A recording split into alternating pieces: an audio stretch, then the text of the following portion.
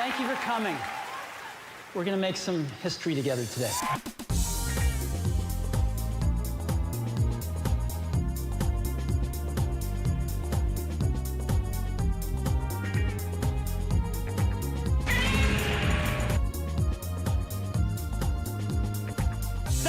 Is that clock going slowly? It is! Look at that. Ronnie Brown, untouched.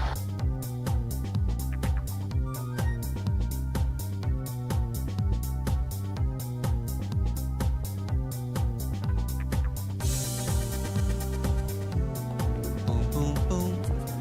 Muffins.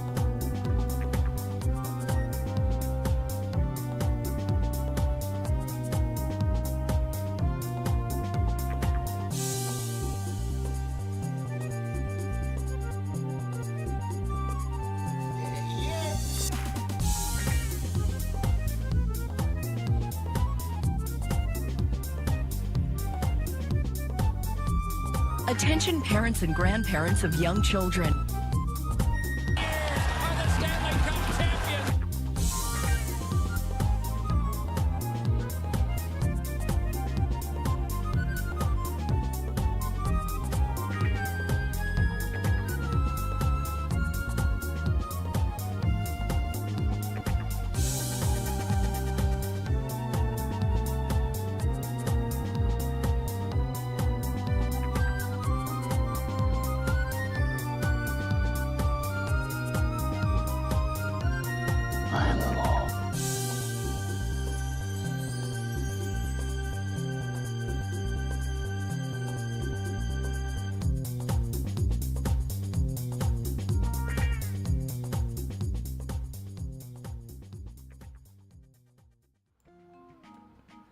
Ahoy, everyone!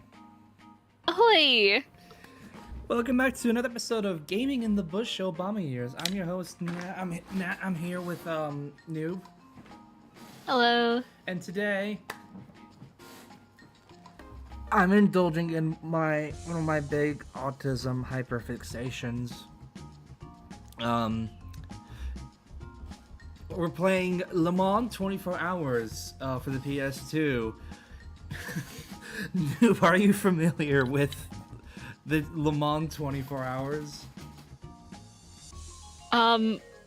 This game, no, but I am familiar with the race, only from like what you've told me, and also a bit from Cam Sandwich's video talking about like the longest board games.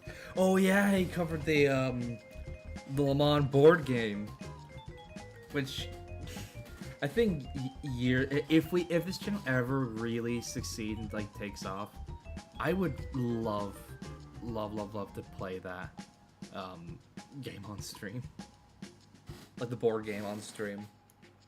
I think it would like eventually get to the point where like we would actually have to like plan that out ahead of time and be like, God, even like switching people in would be insane. He would do actual driver swaps.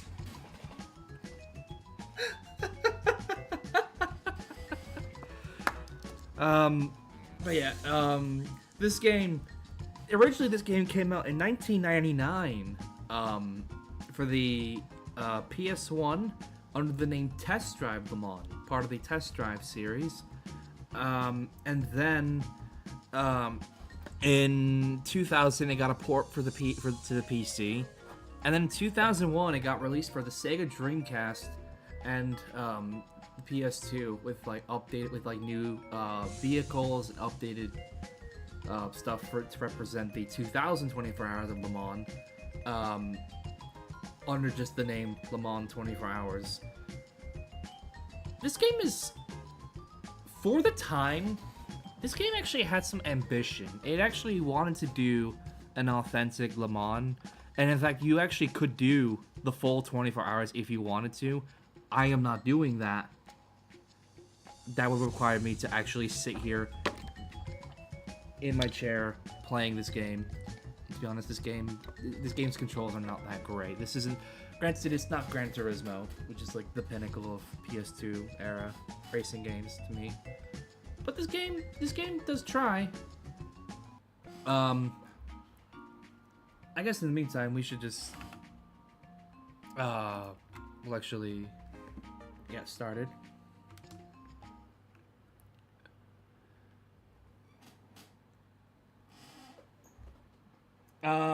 Reason we're playing this week is because this week is the actual 24 Hours of Le Mans, which I am very, very excited for.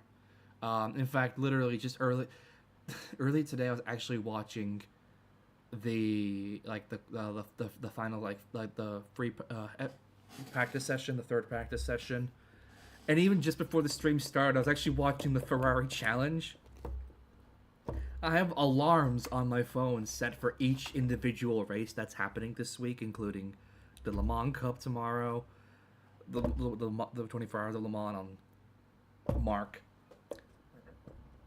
Shout out to Mark for getting 40 seconds. The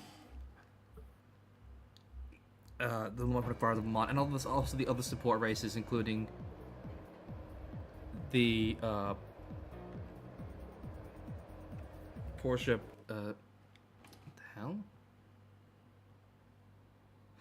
Why is the audio not coming through my headphones for the actual game? I have no idea. I have an idea.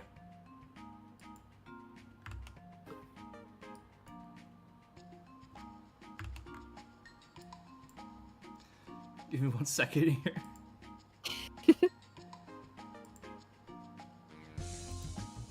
I guess in the meantime, while we're fixing this, is it okay if I can talk about the Nintendo Direct that we had a couple days ago? Oh my god, yeah, I've been so caught up in racing that I completely forgot about, the Nintendo Direct. So, we finally have news about Kingdom Hearts 4. No release date yet, but we do have a bit of like footage from the game. We know a few characters that are there, including another character that's making a return appearance. Sora can use the fucking chain of the Keyblade now.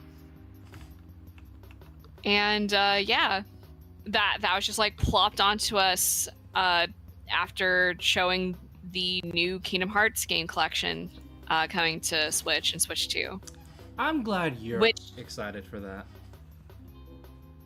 Which the art cover for that collection is under a lot of scrutiny right now because for those who don't know, the art for it first was made by the regular artist for the series, and then someone went behind the artist's back to do an AI thing of the art to put all the renders together for the cover.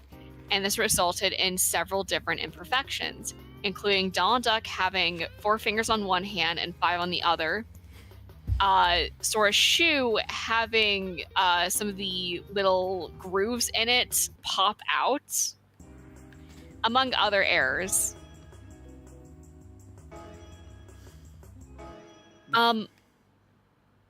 Other things that were shown off as well, Toby Fox just coming out of fucking nowhere to tell us that Deltarune Chapter 5 is coming soon. Like, very soon, like this month. And the Tumblr users went wild. Yep. I'm trying to remember. Oh yeah, we are getting a Ocarina of Time remake for the Switch 2. I have a lot of opinions on this. Comes out this year and no gameplay shown. Red flag. Like 3,000, 7,000 fucking red flags. And the actual trailer that we saw, it looked like those renders made by like chuds where it's like, Nintendo, hire this man. On top of that, of all the Zelda games to remake, do we really, honest to God, need a remake of Ocarina of Time?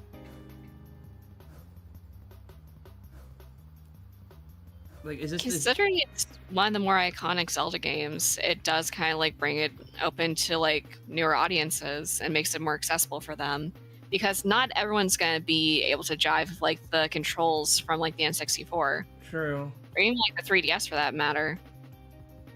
It's kind of, to me, it's kind of lame though, the fact that it's like it's that Ocarina of Time gets remade, while the HD version of Skyward Sword is just forever stuck on the Wii U. Same with Twilight Princess HD. The HD version of Skyward Sword's on the Switch. Is it on Switch now? Yeah, I think you're talking about Wind Waker being stuck on the Wii U alongside Twilight Princess. Wind Waker. I know that, like, personally, if I had to choose, like, which Zelda game got, like, a remake, so, like, more people can enjoy it, I think it'd be, like, the Four Swords duology. Because, like, the Nintendo Switch Online, like, while it is on Nintendo Switch Online, it does seem a bit clunky, like, especially having to connect to other Nintendo Switch Online users to be able to play the game properly.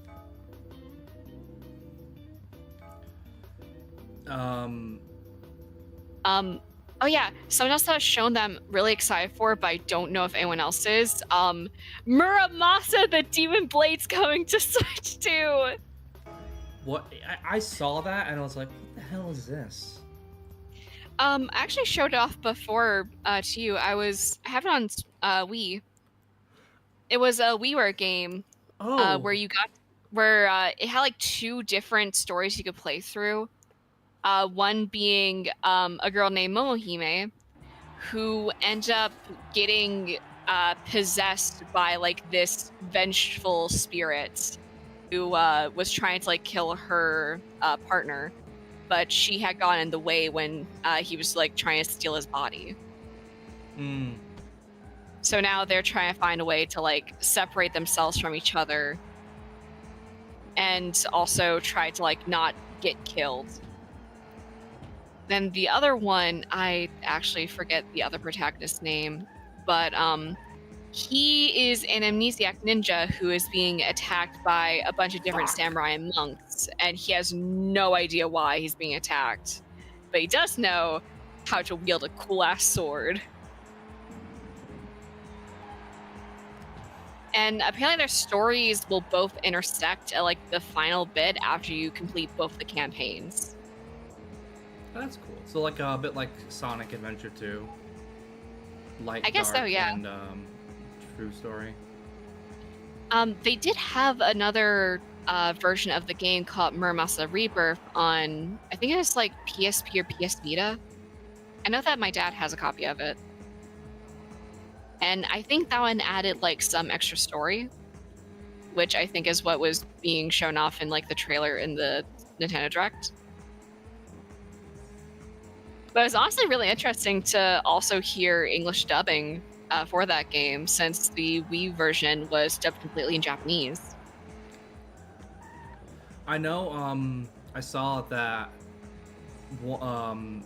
in the Japanese Direct, for some reason, the Japanese one showed off the Toho one, that new Toho game, which is... Oh, yeah.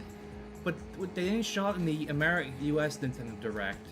But that game is coming to the West. Huh. I guess they needed more time for, like, the 7,000 JRPGs. Yeah, since we're also getting a new Xenoblade game. There's also the expansion for Monster Hunter. You know, I should play Xenoblade X because that's more sci-fi. And to be honest, I've made it clear to people before, I'm not a fan of JRPGs. It really has to capture me. I like Earthbound. I like Nier Automata. I haven't played Nier Replicant, but I really want to at some point. And I love the Yakuza series. You can also try playing Nier Gestalt. It's the other version of Replicant that came out earlier in the West. Previously, Replicant was a Japanese-only game. Oh, yeah. But Gestalt is basically like Replicant, except instead of the protagonist being Yona's brother, you play as her dad. and there's a side mode where you get to play as like the other protagonist instead. So it's like in Gestalt you can play as the brother character in that mode, and then the other one you get to play as the dad.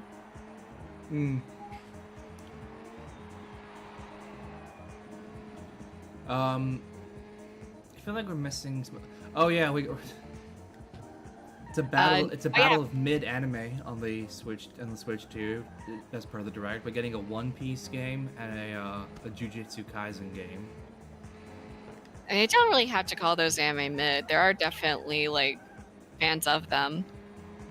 Well, Jujutsu Kaisen, I 100% believe it is mid. I do not like Jujutsu Kaisen. One Piece, it's alright. I couldn't get into it. I will watch the 4Kids dub all day though, because it's so bad.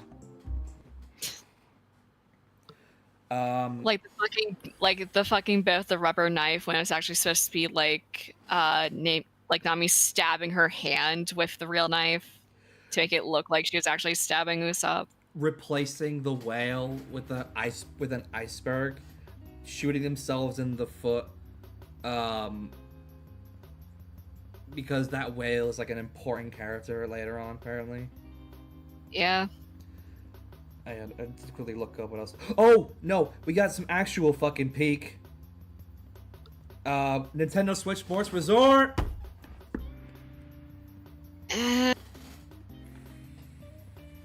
I just kind of like kept making jokes about like the fucking yaoi hands during Thumb Wars. Oh god, yeah. I made a joke on the health Discord about it looking like it's the scene in Family Guy with what's his name? Quagmire. When he like lifts his arm. Oh yeah. The masturbation arm. Yep. I really think that the like Nintendo Switch Sports characters look just a bit too uncanny or polished, and like whenever they're like, oh yeah, but don't worry, we brought back the Mii's, here's their severed heads on top of their body. I was like, now the proportions are just way too off and it looks too uncanny valley. Yeah. What else was there? Space Marine 2 coming to Switch 2. That's pretty cool. Brown Bricks and Minecraft getting its own Nintendo Switch 2 dedicated thing. Final Fantasy 14 coming to Switch 2. Splatoon. Rhythm Heaven. Oh yeah, Splatoon Raiders, which is literally just like, let's take the mode that like is the most divisive between the player base and then make it into an entire game on its own. I like to mention they're doing it because they see just how fucking awful the Splatoon player base is. It's like, you know what? You don't get to play with each other anymore. You get to play by yourselves until you learn to behave. You get to play with yourselves and the little idols, and they get to have like a little moving machine. Fire Emblem. Oh yeah, Fire Emblem Fortunes to Weave, which was shown off earlier. This is just like giving us more info about it. Oh, and Capcom acknowledged Devil May Cry. Yep. By the way, I should also mention about this game, by the way. So this game does have like a championship mode where you like go through different classes and everything. I'm currently driving the Chamberlain Race Engineering Dodge Viper GTSR, which raced in the 1999 24 Hours of Le Mans. This car's not bad actually. It is weird driving a GT1 car and seeing it go head to head with like GT2 cars. Especially seeing this around the Suzuka circuit. The controls are kind of weird. I'm using the D-pad. This game only supports the D-pad. That is very weird. Yeah, especially since like 2001, when like even Gran Turismo on PS1 supported the joysticks on the DualShock controllers. But yeah, you actually need to do qualifying in this game in order to get like determine your grid position. I will say as well, I know it's probably a technical limitation, but like the models are a little off. Like the Viper doesn't look quite right. It looks too boxy at the front, and like the tracks don't look super accurate. Like I don't remember Suzuka having these like big hills and everything.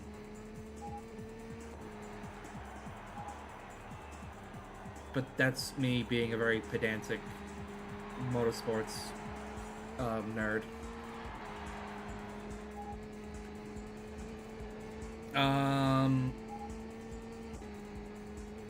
But yeah, not gonna lie though, with the Nintendo Direct, I feel like I'm probably the worst person talking about the Nintendo Direct because I thought it was just not very good, and not gonna lie, the whole time I just kept making like snarky jokes to myself watching it because it's all games that most of it is it's mostly games that I wouldn't play, and from genres that I don't particularly like.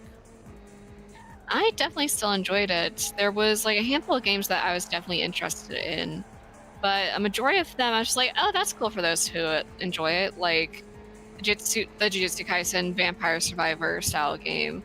Like I'm not a big fan of the Vampire Survivor kind of combat, and I know next to nothing about Jujutsu Kaisen, but the game still looked nice. I really enjoyed the pixel art.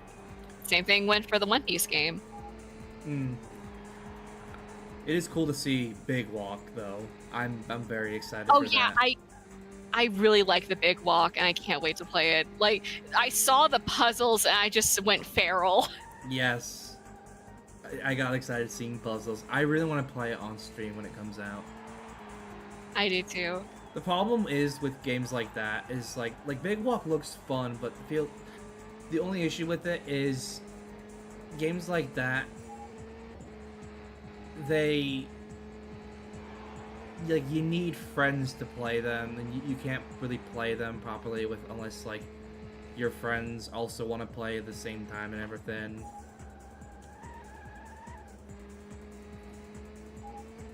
But I really do like I forgot the name of the studio now. House, that was it. 'Cause I really liked Untitled Goose Game a lot. I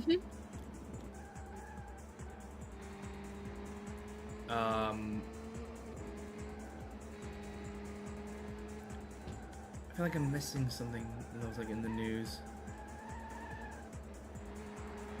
Oh yeah, the NHL the Stanley Cup final, the NHL finals are currently on.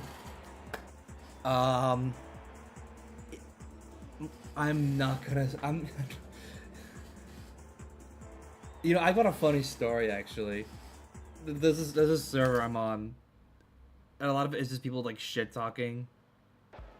And I made a joke about in a joke set after when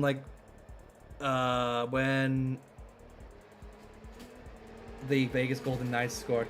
I said like, when's that drought gonna finally take hold in Vegas? And then like someone took it seriously and responded with, I hope your family's house burned down. Those are real human beings. That guy got clowned on by everyone there.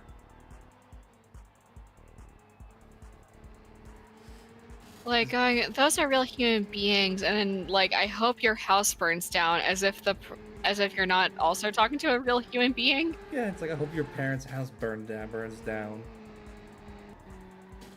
But it's also, when I look at it as well, it's like, you not see everyone else also shit talking as well.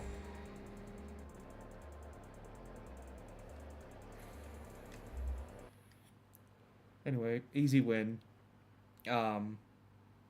Also, but yeah, Carolina won, series tied 2-2. Thank God for that. I can already see it now. That Golden Knights player, Connor, yeah, the rapist. I could already see, if they win, I could already see like the fucking headlines being like, the statement from the team being like, he's had to overcome so much. Yeah, he's had to learn what consent is.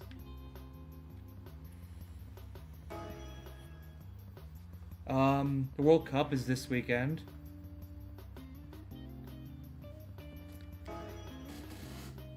yay for people who like soccer. I can't even pretend to like soccer or be excited. I have to mention it because it's a big thing. The NBA finals are on. I got home today and my brother was telling me about the game last night. San Antonio had a lead by 29 points at halftime. They lost.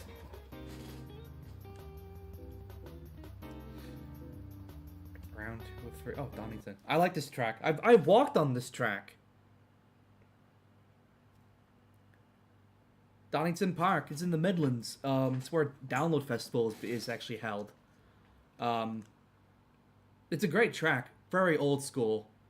It's just got a natural flow to it.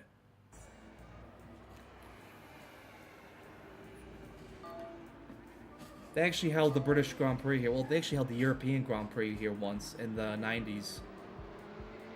Let's do a first to last challenge. Do you have any motorsports questions, New? Not really.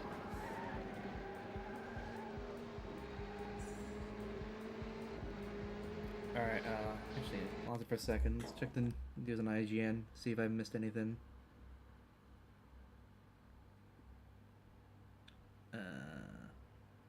Oh no, Le Mans qualifying was yesterday. Gabe Newell's son qualified third for his team in the LMGT3 class. So they get to potentially fight for pole position for the actual race this Saturday.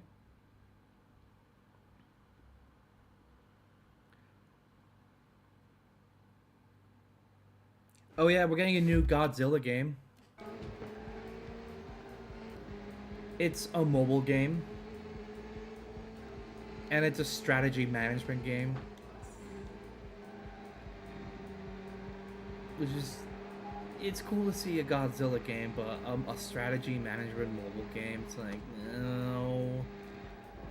It's not what I want from Godzilla. I am excited, though, for Destroy All Monsters, remastered. I am 100% picking that up when it comes out. I love that game so much. That game rules. It's probably the best Godzilla game we've ever gotten.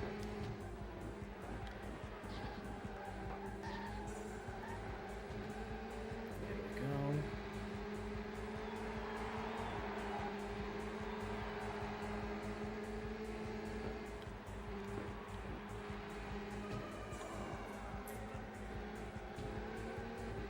Oh, hang on.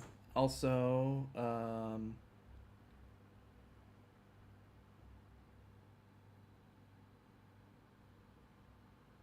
oh yeah, we also got a first look at sorry, I also just remembered.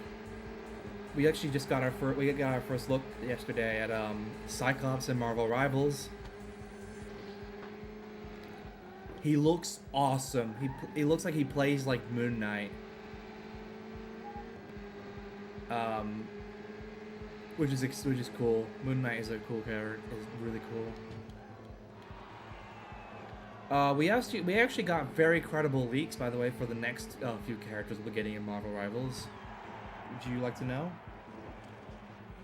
Sure. Gore the God Butcher,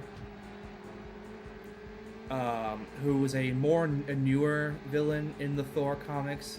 He actually was portrayed by Christian Bale in Thor: Love and Thunder, very disappointingly. But the AI is also struggling with that corner. Oh, excuse me. Excuse me, just getting past. Thank you. But yeah, we're also getting Jubilee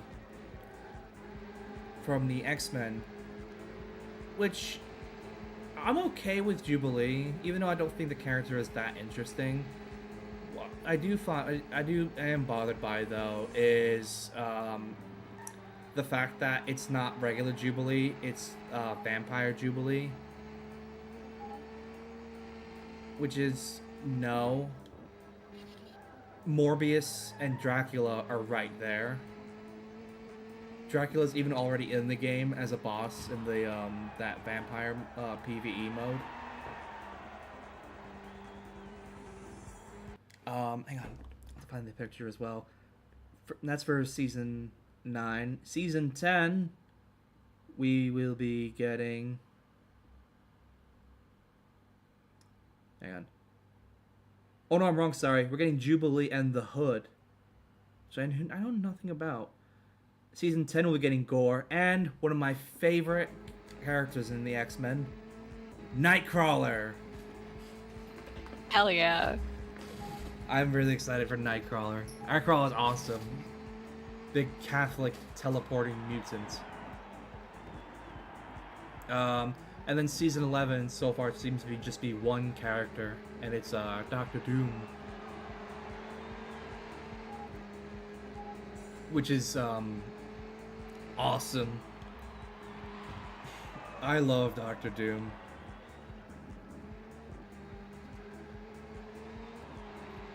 You can finally live out Dr. Doom's dream and beating the shit out of Reed Richards.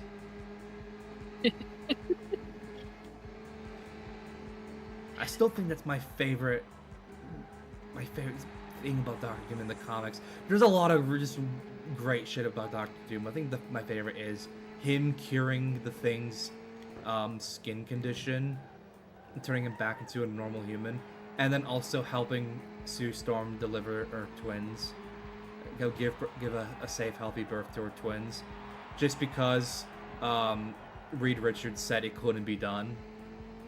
It was like, fuck you, I'm gonna do it now. Man fueled by spite. Dr. Doom's just like, oh, Reed Richards can't do it, he said. Well, step round up, let's prove that fucker wrong. Yeah. Because best part is with the Sue Storm thing, it was even better because it was like Johnny Storm like travels to Latveria and is like, hey, can you help Sue, my sister, like give birth to twins?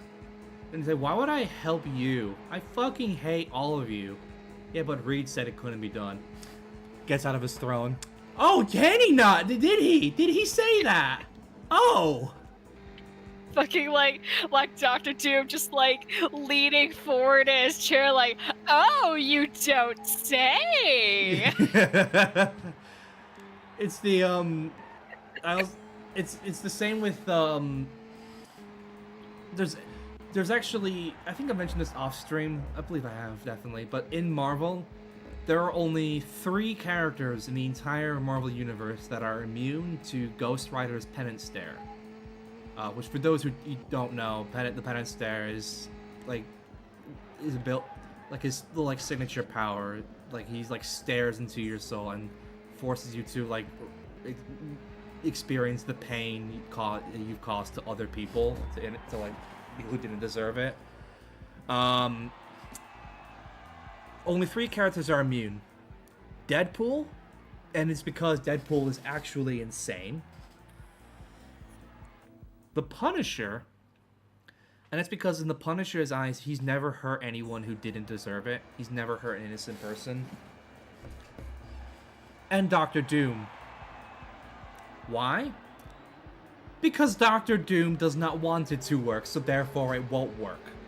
It just rests like the fucking 40k orc logic where it's just like, if you believe in Santa.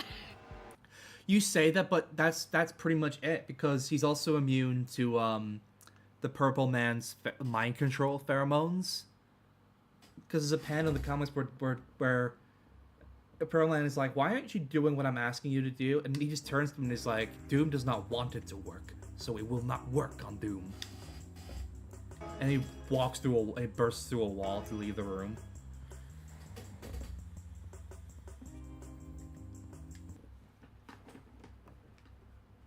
He's a catty bitch and a petty dick at the same time. I love him.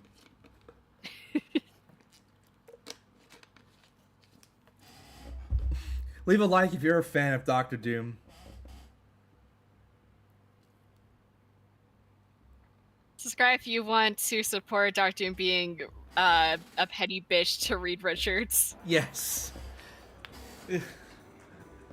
Road Atlanta. I love this track in real life. This was actually built by Dr. Don Penaz. Well, it was around previously, but it was bought by him, who started the American Le Mans series, which merged with Grand Am in the end of 2013. But he also is the creator of the Petit Le Mans, which is held at this track every year, every fall. It's a 10-hour endurance race. It's usually the season finale for the American Le Mans series, and now the IMSA WeatherTech Sports Car Championship.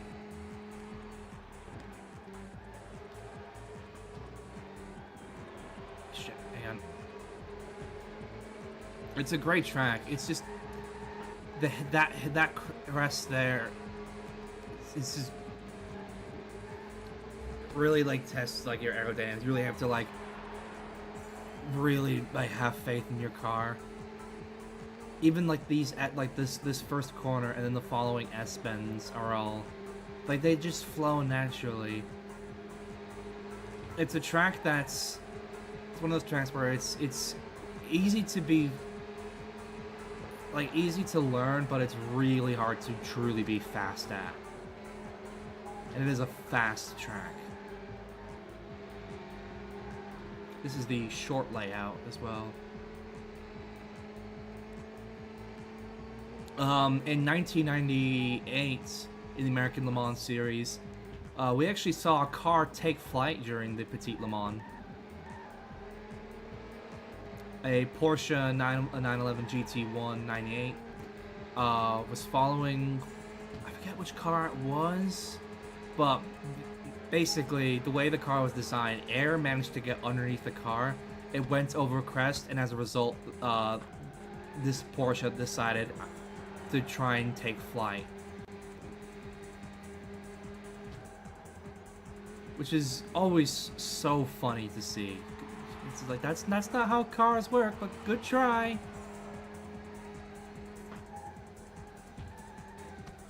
There we go.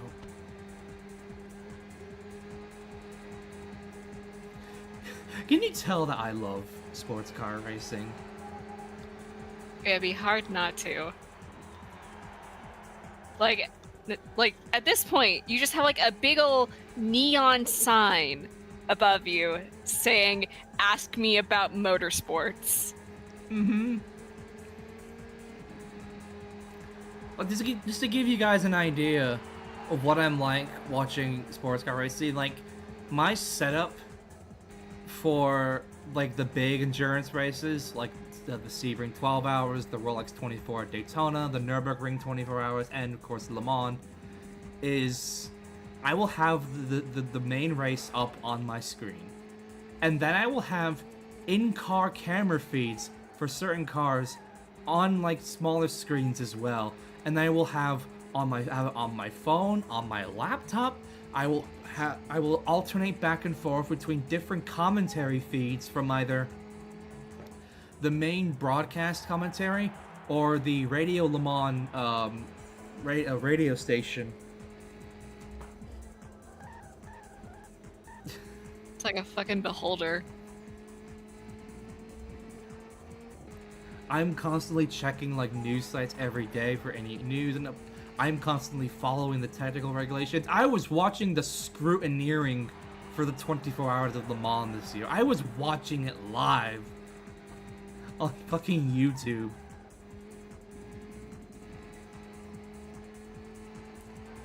Literally just watching the race organizers inspect every car and everything. I'm just oh, it's ooh, the suspension setup there is very interesting. That's how that works there. Oh, so that's how the aero works for this specific car. If you're wondering if I have any manufacturer allegiance, it's Toyota.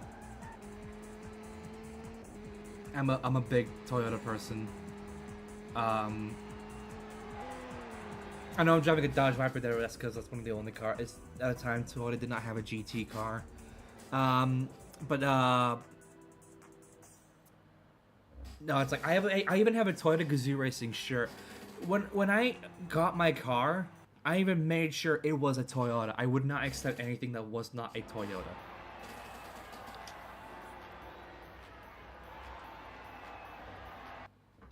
Even in like when I'm sim racing, I always mainly drive Toyotas.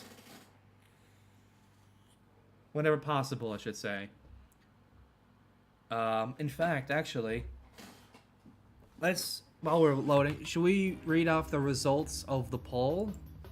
The different polls we've done? Yes, I think we should. Okay, so...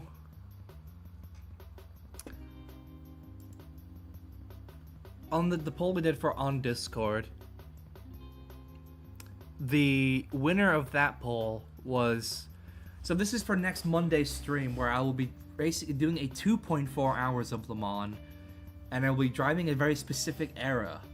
I could not decide which era.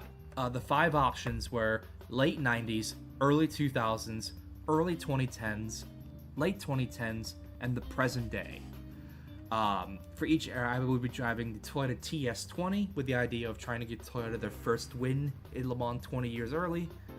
Early 2000s, I will be driving the MANS LMP1 Roadster S, a car that was in the right place at the wrong time. Early 2010s, I'd be driving the Nissan GTR LM Nismo, a car that was a comedy of errors and oversight by Nissan, to the point where when the engineers managed to get the car, thought they had the car properly working and ready for 2016, Nissan were like, we didn't do well at Le Mans 2015, so fuck it, we rage quit.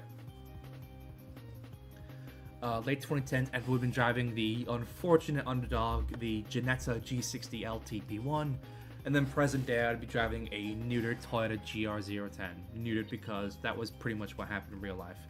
It was present day is basically Toyota versus literally everyone. Let's have a look at the straw poll while we're at it.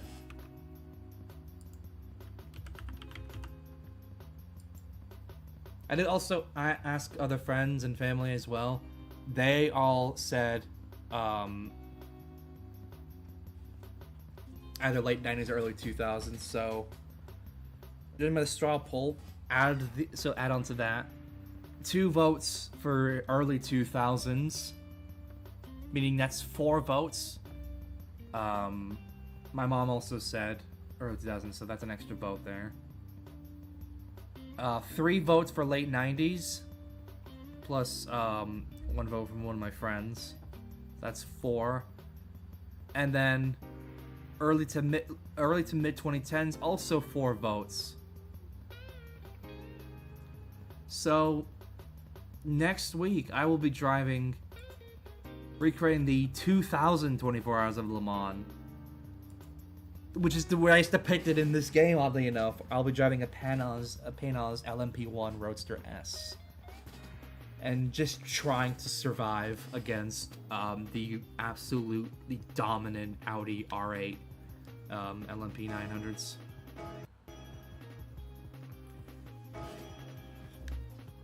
I won a championship! Hooray!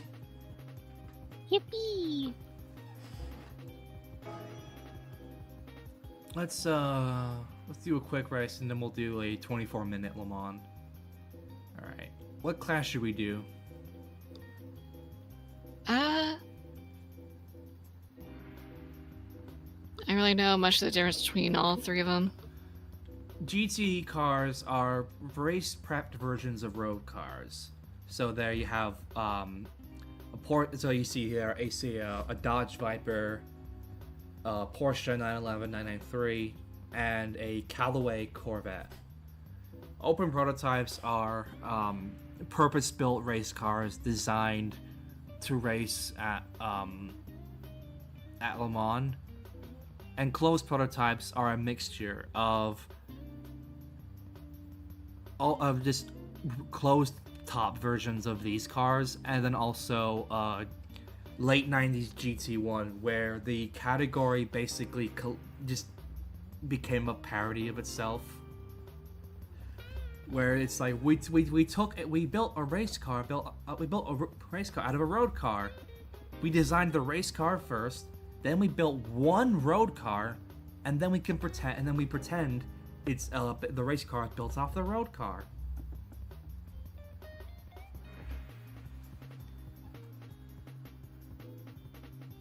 Yeah, let's see what the options are. Oh shit, we got Group C cars. The XJR9, the car that was designed to race at the 1989 Le Mans, 1988 Le Mans, where Jaguar had entered 5 cars. They had a spare car, and they had a plane nearby on standby to fly to England to get spare parts if need be. They really wanted to end Porsche. This is like streak. Gotta end this fucker's career. The Lister Storm. This does not look much like a Lister Storm. Sponsored by Newcastle United, a soccer team. The Panos Esperance. The LMP1 was actually built off of this car. The Nissan R390. Just another purpose-built race car that they pretended is also based on a road car. Audi R8C, the closed-top precursor to the R8 program. The McLaren F1 Longtail. It's called Longtail because the rear end is longer. That's designed to make it more aerodynamic. That way it can be even faster.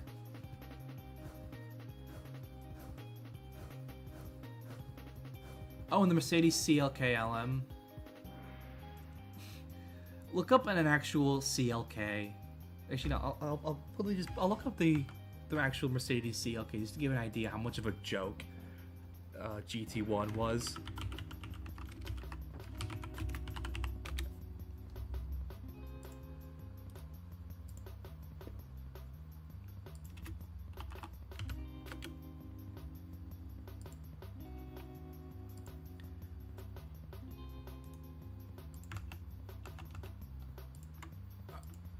Alright, do you see the image? Yep. Yeah, the car on screen, that's meant to be based off of that car. What? How? Your guess is as good as mine. GT1 regulations were just bizarre. Toyota built a car to this. This is one of my favorite stories of just any piece of anything. Toyota are basically the reason why GT1 kind of was killed. Well, aside from the fact that Mercedes and Porsche were dumping just hundreds of millions of dollars into their program every year. They were just throwing money at things, at the smallest things. But Toyota entered a car, the TS20, and the regulations stated that it had to have storage space to hold a standard suitcase. Toyota did not consider this, but they wanted to make it as aerodynamic as possible, so they didn't build the car with traditional storage space. What they did for scrutineering was they emptied the fuel tank, and then when the engineers and when the race organizers were like, all right, where can we put the suitcase? They took the car apart, opened up the fuel tank, and went, voila, there's where your suitcase goes. What? Huh? We didn't break the rules. There's storage space right there for a suitcase. Yeah, right there, the fuel tank. Hey, what? Mm-hmm.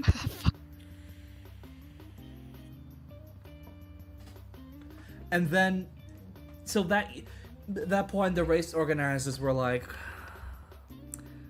I mean, they did say they did say that was part of that's where the storage goes. So they let them race in GT1 that year, and then for 1999, they then set at Toyota brought back the car again with some improvements.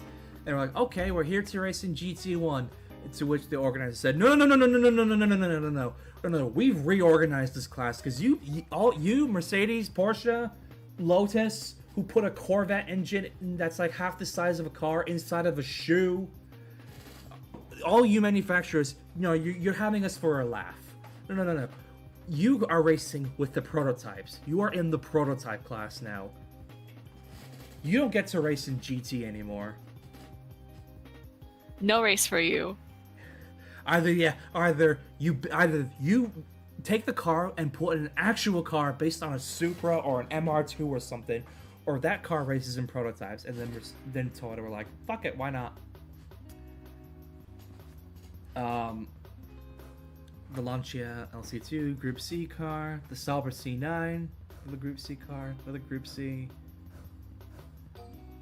Let's have a look at open prototypes, because I think this is more interesting. It's my interest. The V12 LMR. This car won the actual race in '99. The Ferrari 333 SP. This car won several races in both the American Le Mans Series, the World Sports Car Championship, class victories at Le Mans, podiums at Le Mans. Ferrari just basically saw this car and they were like, we'd like to pretend this car never existed. Even to this day, it was so successful. It was built by Ferrari, and then Ferrari was just like, nah, it's not one of us. This is not my son. It's like, I never seen this car before in my life. Riley and Scott, the TWR Porsche, the Kremer Porsche, the R391 from '99, the RIR, which directly morphed into the R8 from 2000. There's the Penas. In fact, there's the S2 Riley and Scott. Hang on, where is it?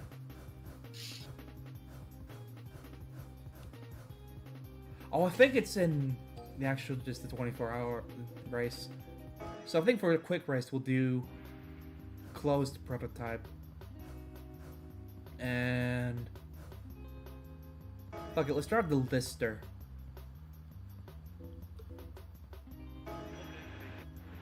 Let's see, what tracks do we have?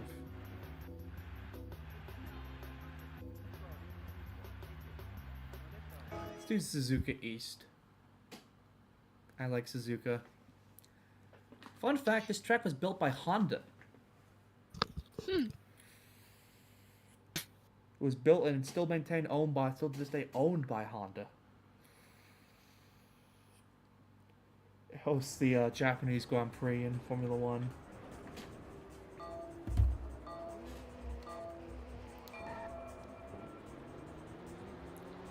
There we go.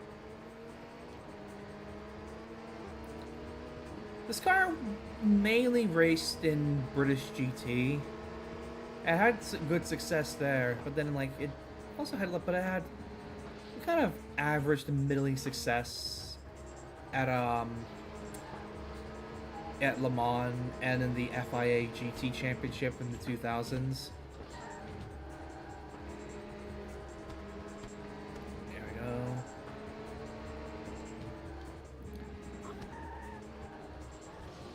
Fuck you, Nissan.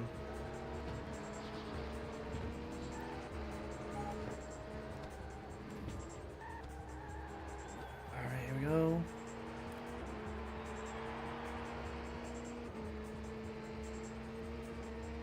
See how fast I can get down here. 150, 60. Yeah, 160.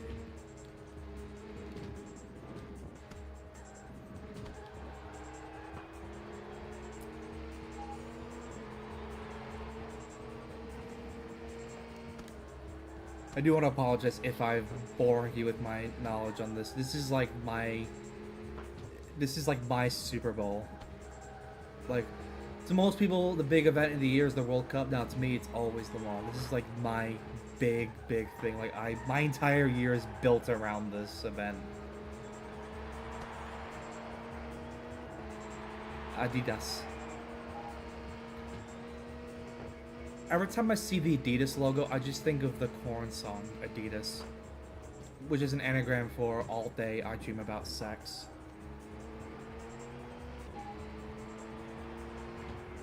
Shit. Hyperpole is starting soon. I can't watch right now because of the stream.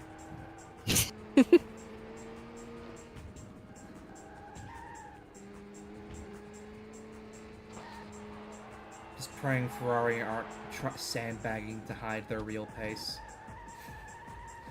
Ferrari have been very dominant at Le Mans the last 3 years now. And I'm not happy about it. I do not like seeing Ferrari just be so dominant as a Toyota fan. Especially, I will not get over 2024. Because in that year, Toyota were chasing down the leading Ferrari about, basically, if they given about 15, 20 more minutes, they would have actually passed the leading Ferrari and potentially have won. To which the sister car of the 51 Ferrari, the 50 Ferrari, the number 83, decided to just punt the Ferrari.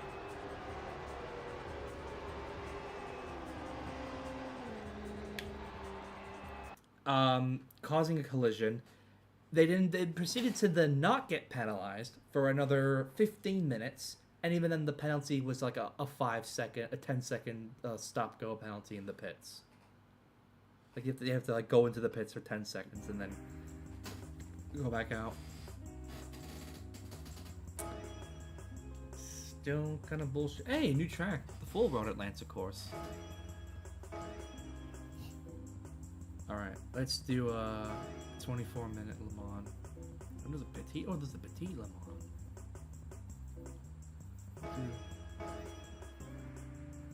Also, sorry I'm not really talking as much. I'm just still really tired. I barely got any sleep last night. Oh, yeah. No, that's understandable.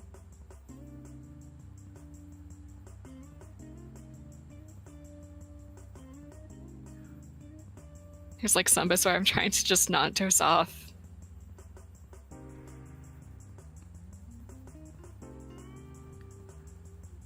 Oh, we do have other new. Oh shit! I didn't see that story.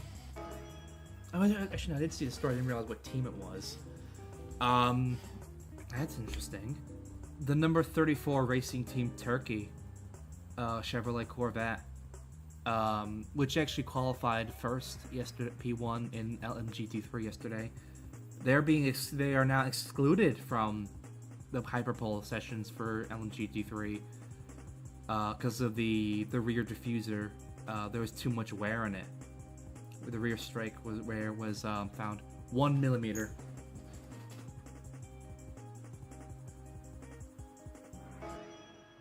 It's kind of weird. 1 millimeter wear. That doesn't actually have an effect.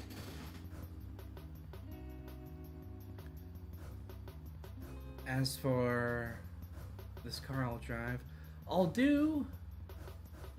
This car fucking sucked. This was bad. It was meant to follow on from the LMP1, raced in the American Le Mans series, and it was just bad.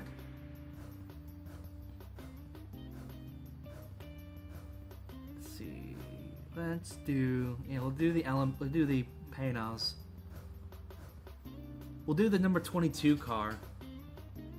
Team TV Asahi, Team Dragon, an all Japanese team. Not sure if you can see it, but one of the drivers there, Keiichi Tsuchiya. He actually drove for Toyota during their stint at Le Mans in the late 90s. People may know him as the Drift King, helping to popularize drifting. He would actually incorporate it into his driving style in circuit racing. He actually worked as a technical advisor for the cars and the driving on both the Initial D manga and the anime. He's like a genuine like cultural icon in Japan, and especially in car culture. It's Alonso going low down force. Sorry, the moment you said Drift King, I had like fucking RT game flash in my head. Like that's a running gag of his that he has, where he's just like, you know, I used to call you the Drip King back in college. Shout out to Dick. Leave a like if you are a fan of Dick.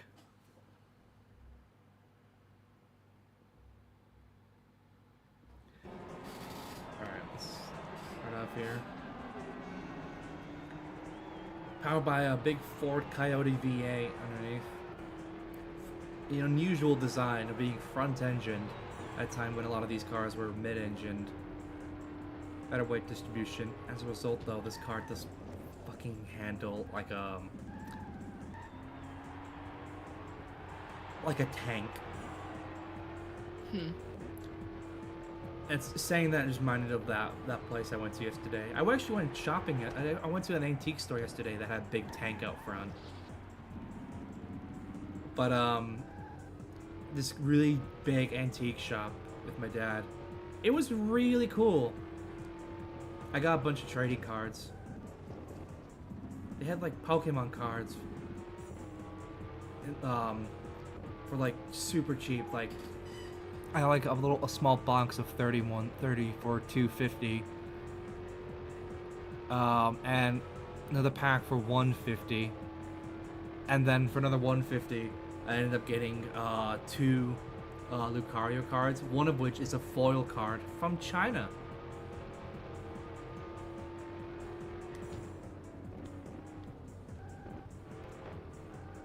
So I can say, so I finally have like Lucario cards, because I actually have a real Luke card. I also got a couple of Magic the Gathering cards. Man, I really want to try to get back into like Pokemon cards again, but like considering the scalping situation and all, it's just really scary to try to get into it. Oh god, yeah. Like here's the thing, part of me kind of wants to like make a themed binder, because like I feel like that'd be really neat. But I was kind of wondering like what should I have as like the thing, and it's like I could go for my favorite Pokemon and just like have a binder full of Lucario and Riolu. Or I could also go for some of my favorite Pokemon characters, so getting cards that feature N or Rika. That's actually pretty cool. Yep, Lord knows there's a lot of cards of N, and I actually have some really cool ones. Like, oh, God? Oh, I was gonna say, are there more cards of N or Gengar out there? Probably Gengar, because the director over at Creatures, who makes the cards, he was like saying before during like an interview that like most of the time, considering that there's a fuck ton of Pokemon, a lot of them will just go for the cracks. So they mostly just end up printing cards of Pokemon that he likes, and his favorite Pokemon's Gengar. I think that's kind of lame. I know it had gotten brought up because Pokemon had brought over a bunch of creators to Japan during Worlds that year. And a guy had asked, like, hey, how do you guys, like, decide how to, like, which Pokemon get into cards? Because his favorite Pokemon was Mantine, or, like, Mantike. And there's only 2 Pokemon cards. There were, at that time, only 2 cards in existence with that Pokemon.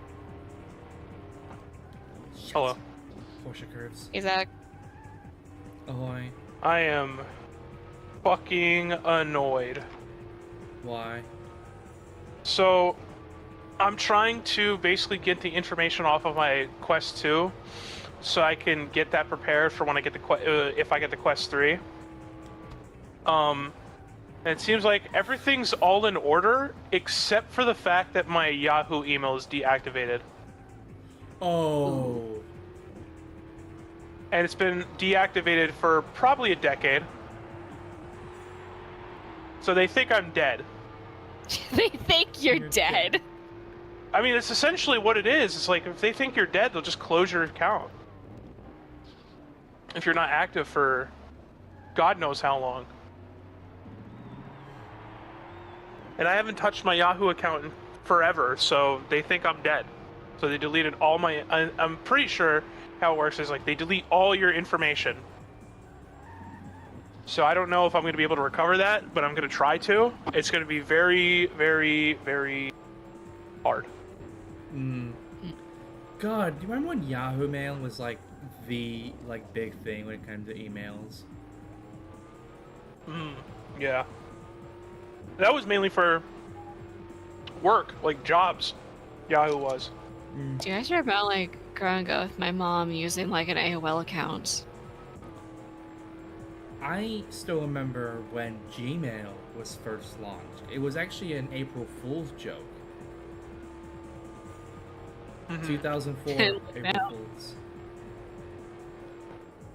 Back when Google used to put actual effort into April Fools. Back when Google's motto used to be "Don't be evil." Yep. And now it's just like for profit. Yeah. Be as evil as we can. Always. That's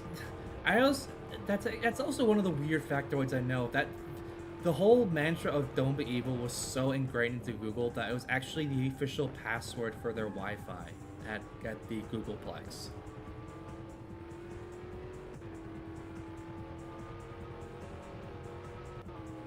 It's like one of those weird factoids that I know for some reason.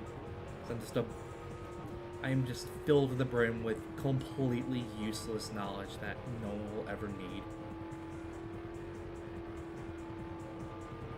Unless someone ever visits unless one of these ever visits Googleplex, in that case, check for me if it's still the password. It'd be really funny if it still was.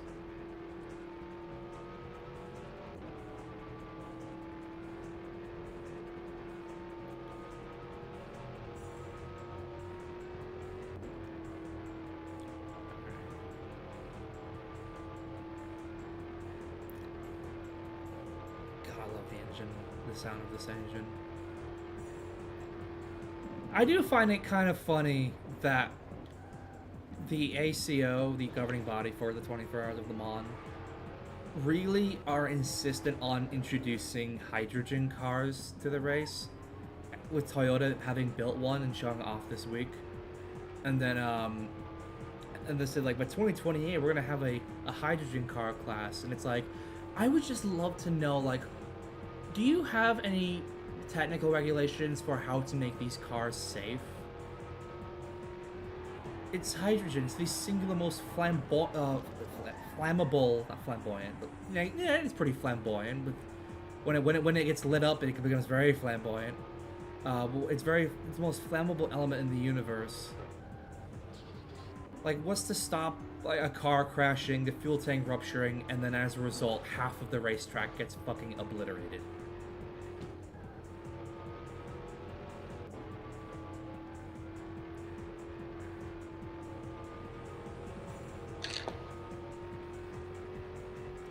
We were just saying, Zach, earlier, the car I'm driving in this race currently was driven by Keiichi Tsuchiya, the actual Drift King, who worked on as a close advisor for Initial D, both with the manga and the actual anime.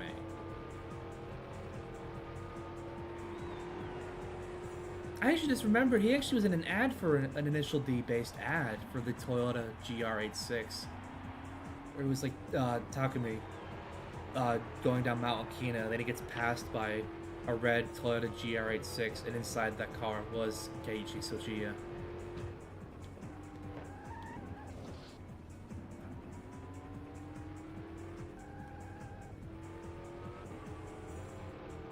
Holy shit.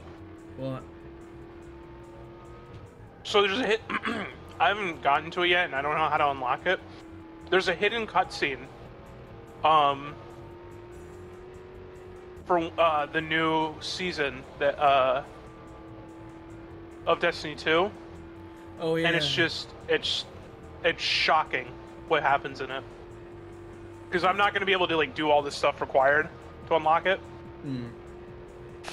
So I just said fuck it. I keep seeing it everywhere. I'm just going to see what it's about. And I am shocked.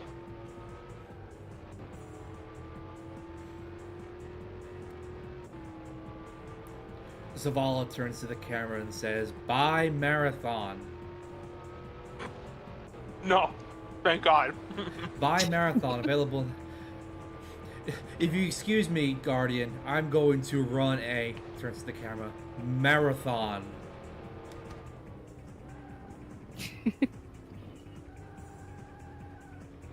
It's like the trailer for Payday 2 with Giancarlo Esposito, where it's like, you see, I need my Payday 2.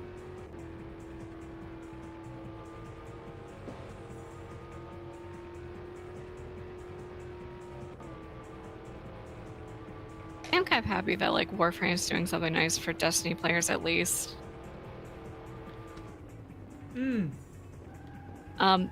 They're gonna have a mission step in Telesto on like the 17th, where whenever you complete it, you get a special title called Make Your Own Fate. All of that being references to stuff in Destiny and in the community. Oh, that's cool. Mhm. Okay, that's actually really cool. We, yes, you and me, will be there.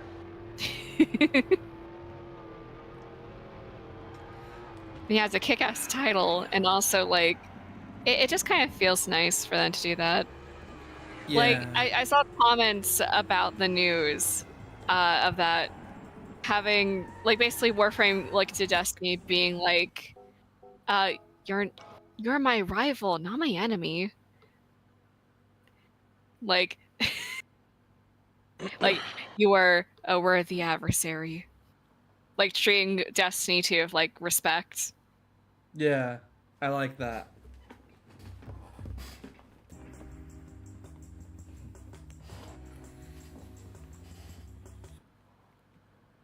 Here we go. Let's skip qualifying. Fuck the higher ups, dude. I hate this fucking shit.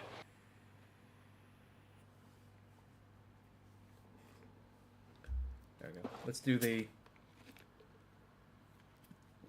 Let's actually skip to the race. We'll do the full. Do the full 24 minutes. Last the first challenge.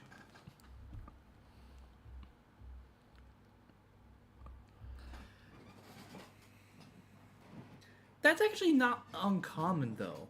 As uncommon as you'd think. Starting from last place and then winning a race. I don't think it's ever happened at Le Mans. Probably statistically it has. But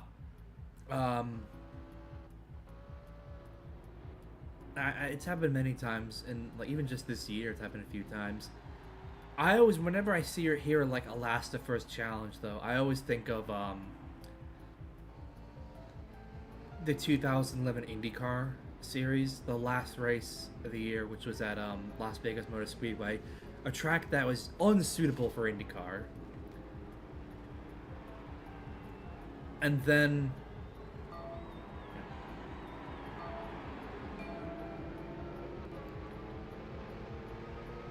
a track that was just straight up unsuitable for IndyCar. There was a team that was entered, and they had a last to first challenge. Oh shit, it's raining now. A last to first challenge. And they had Dan Weldon, who was only a part-time driver that season. Multiple drivers had already turned it down, but he accepted, and they only offered him that because he won the Indy 500 that year. Showed up to do the race. About a few laps in, massive crash, and then about a couple hours later they announced, yeah, so Dan Weldon's died. What the fuck? Mm-hmm. I don't know what the fuck they were thinking. Hey, cool, the Corvettes. I don't even know what they're thinking having an IndyCar race at Las Vegas. That track is just not suitable for them, for like those cars.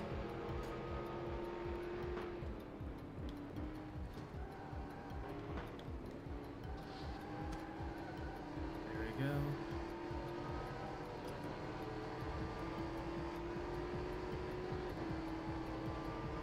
You know, for a track that's supposed to be wet right now, this car handles very fine.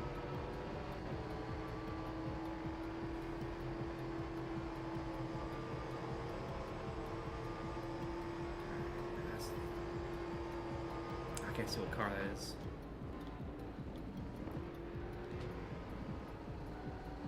Is that a Courage? Yeah, it's a Courage.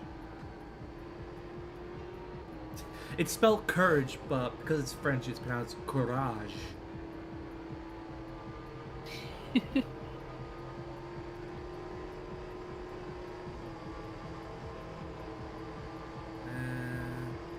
There's the two rain irons, the Mopar rain irons. There's the Cadillacs. I fucked up the Mulzan corner.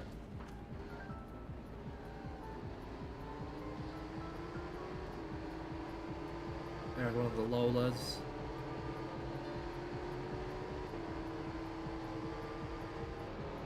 I do love seeing the...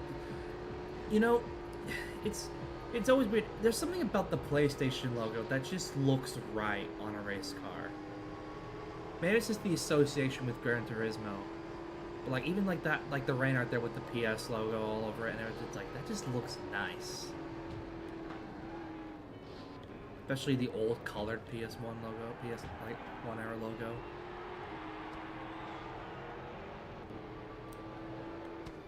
Do you have any racing games you like?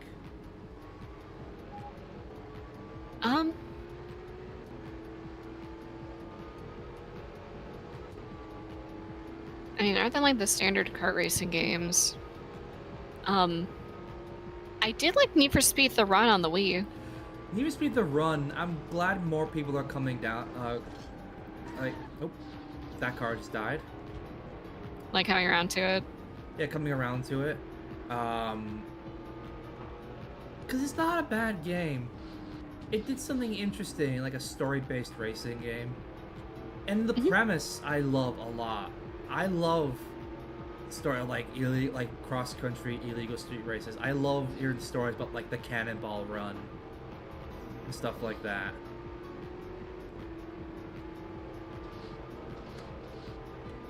And the soundtrack for that game was fucking awesome. It was like all like rocket, a lot of rocket and like metal and everything. A lot of artists that you wouldn't expect to hear, like Mastodon, and the Reverend Horton Heat.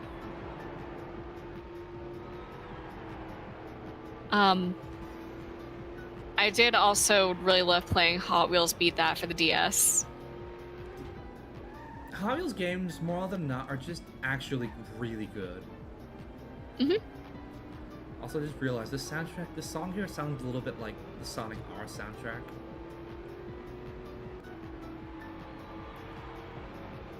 Yeah, it kind of does. Can you feel the sunshine? Can you feel the penis? Is it riding in your ass? The Hot Wheels games, more often than not, tend to be just like actually really fun. I remember putting so much time into Hot Wheels Beat That for the Wii, and also the Hot Wheels for the PSP. Which, fun fact, was actually meant to be an Acceleracers game. You see a lot of stuff from Acceleracers, including cars and tracks and everything, and like scenery details that are just very much in line with the realms of Acceleracers. There's the Audi R8. That car was just unstoppable in real life. But no, the reason why like it was not an Acceleracers game is by the time like the game got really far into development, and then Mattel canceled the Acceleracers like series. But they already put so much like effort into making the game and so much money into it that they just kind of just had to just finish the game as is. They couldn't like change everything. So all they really had to do was just take out the Acceleracers branding and like all the Acceleracers stuff, and they just kept the game as is.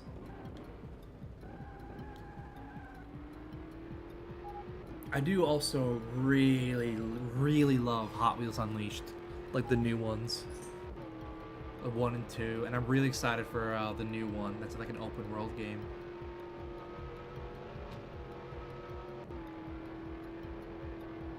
As a Hot Wheels collector myself, it is really cool to see cars that I own diecast of, exact ones as well, represented in the game, and then seeing all the little details and everything. Fuck the Indianapolis corner.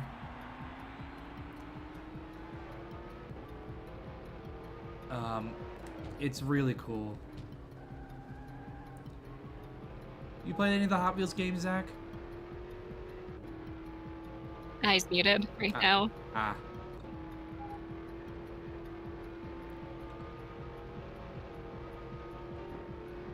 God, I must remember playing Hot Wheels Beat That with my brother since it was his game.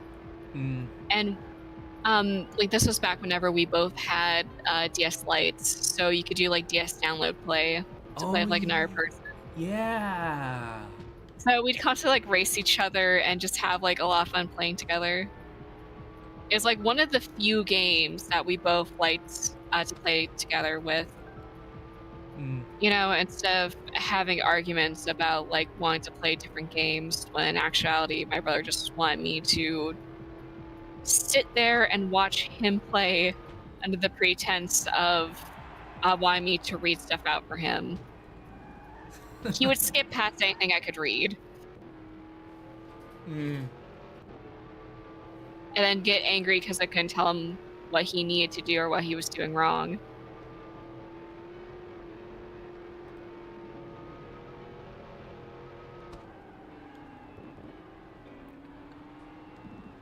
I was just thinking of the Kirby and like the Kirby story you told me.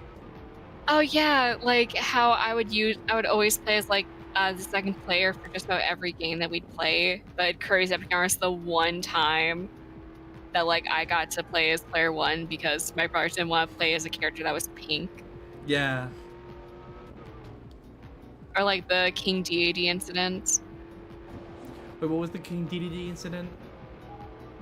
So we had played up to the third from Last World, which was Snowland, and King Deity was the final boss of that one. We were both having difficulty trying to figure out like how to beat him, and then he got frustrated and decided to like walk off after having like a hissy fit and like go and play something else or like go outside and do something.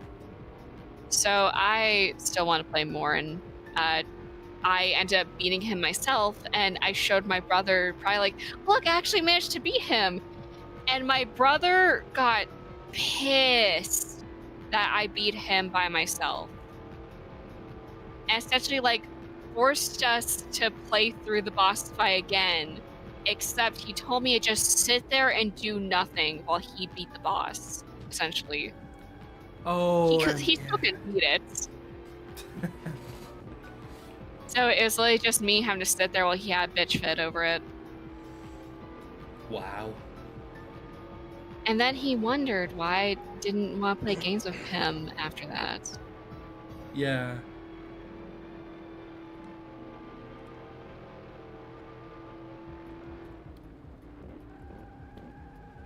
Mind you, this was all this was like whenever we were not even like in the double digits years old.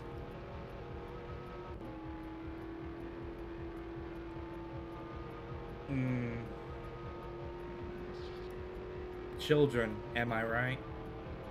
Yeah. Whoa! No, I'm kidding. I heard the whole thing. Don't worry.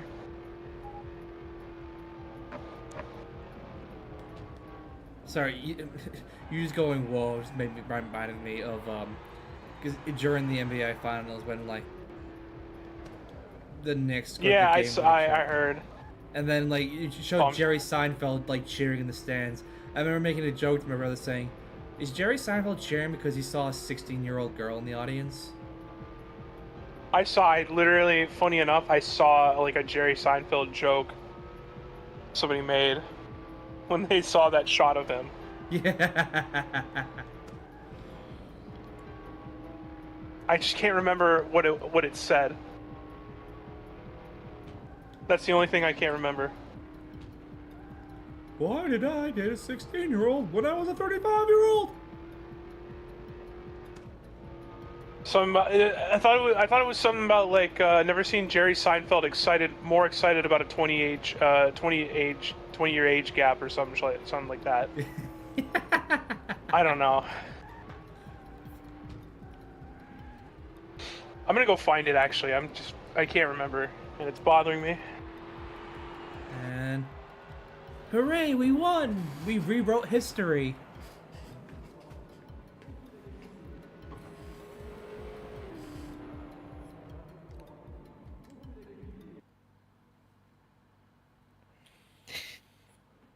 Actually, there might be some interest as well. There might be some interest.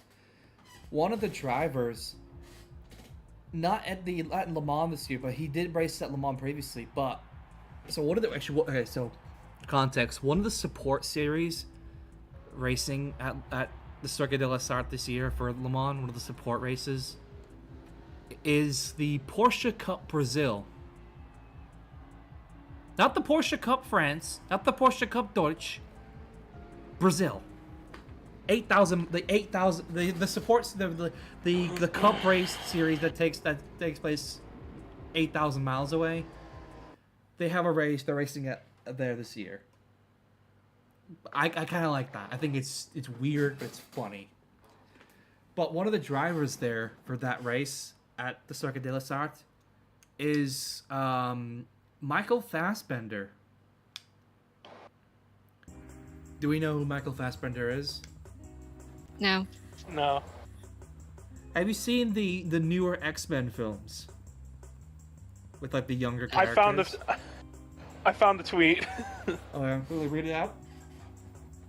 First time the man ever celebrated a gap of 20 being closed.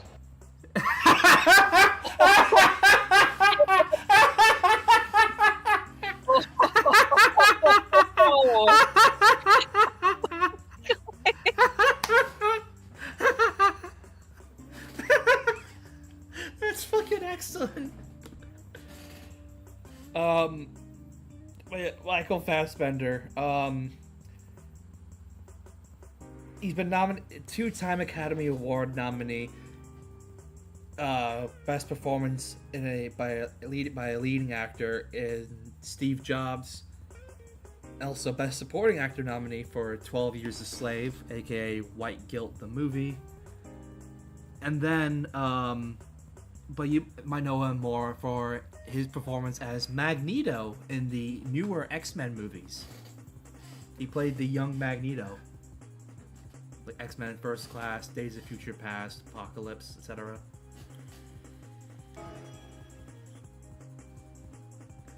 There's actually a great documentary about his journey to Le Mans. Apparently, he was like, I remember him saying this before as well, before he became a race driver, that his dream before he was an actor, his dream always was to be a racing driver. And then when he became like an ambassador for Porsche, they were like, we can help you get to Le Mans. We can help like fast track you to like racing Le Mans. It's like, no, I want to start from the bottom and actually work my way up.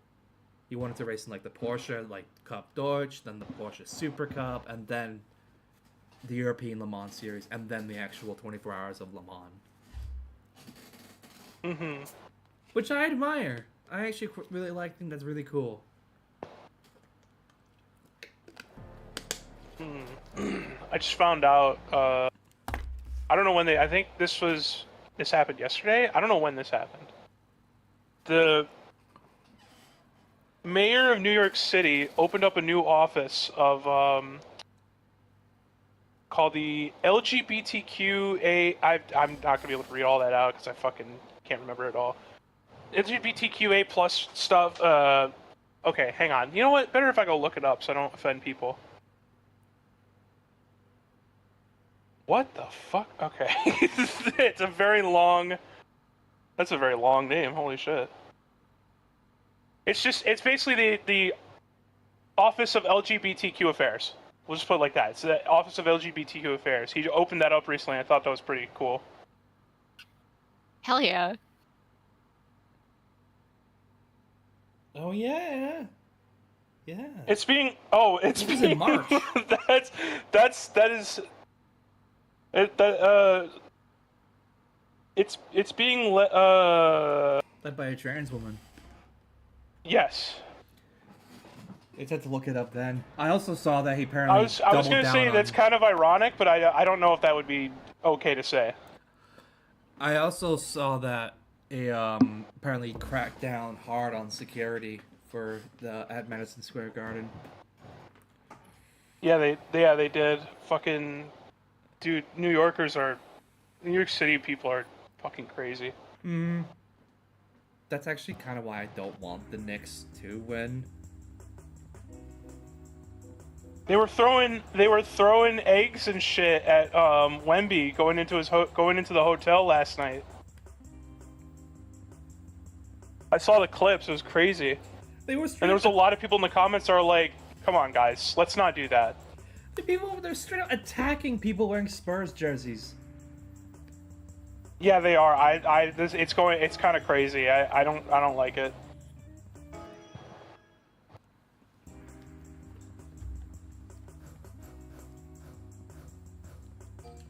There's gonna be a Dave the Diver Fortnite skin. Are you serious? Oh yeah, they also announced today the Amazing Digital Circus, and Pomni now has very long legs. Sex with Pomni. The fuck? You know, I like shared the post about it in like one of the servers I'm in, and was basically just like, "Oh, she's shaped for sex." Jesus. I agree. No, I'm kidding.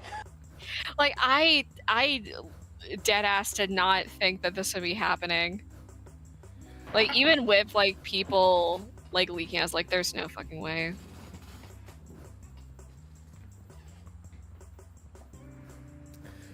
On one hand, it's Fortnite. The Epic are on their quest to put as many crossovers as they possibly can to the game. I mean, good for Gooseworks. Hopefully she's making good money off that. Although I do feel bad for the fact that the fan base for that series is... To say it's insane is putting it very lightly.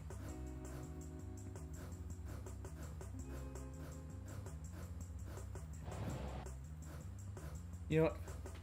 Like, let's do something weird. Let's race the 1999 Petite Le Mans in a car that's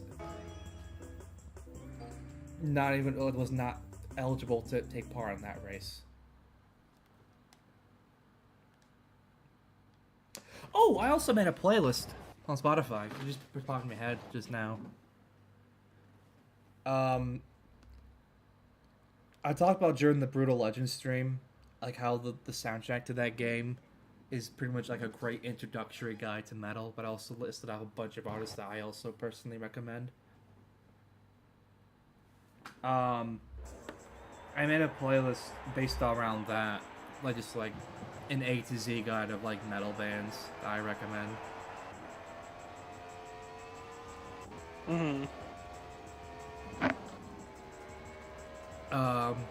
If you want to listen to that playlist, feel free to like leave a comment about that. By the way, I'd be more than glad to share it. Feel free to leave a comment about how gay I am, how super gay I am, how I love dick in my mouth. Depends which kind. If you do that, I'll give you a free blowjob.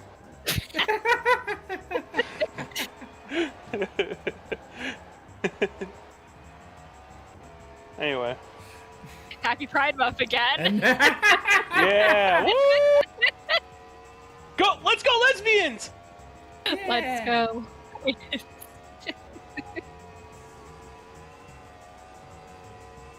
You just reminded me of that Barbie movie we need to watch. Oh yeah, Barbie and the Diamond Castle. Gay Barbie film. Like, I'm gonna be for real. There's like a handful of films that I consider like gay Barbie films. Barbie and the Diamond Castle like sits at the top. Another one is Barbie and the Christmas Carol.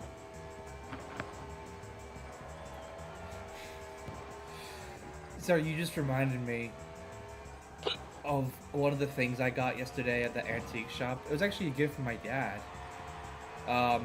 It was a model of it was a Batmobile model, but specifically the Batmobile from Batman Noel. Really great comic. I highly recommend it. It's like a loose adaptation of A Christmas Carol. The idea is Batman is like the Ebenezer Scrooge, Commissioner Gordon is the Jacob Marley. What's his name? Jason Todd Robin is the Ghost of Christmas Past. Catwoman is the Ghost of Christmas Present, and Joker is the Ghost of Christmas Future, and a little bit of the Ghost of Christmas Present. Mm-hmm. It's a really good story. But yeah, I've not seen Barbie and the Barbie Christmas Carol. Tell me about that.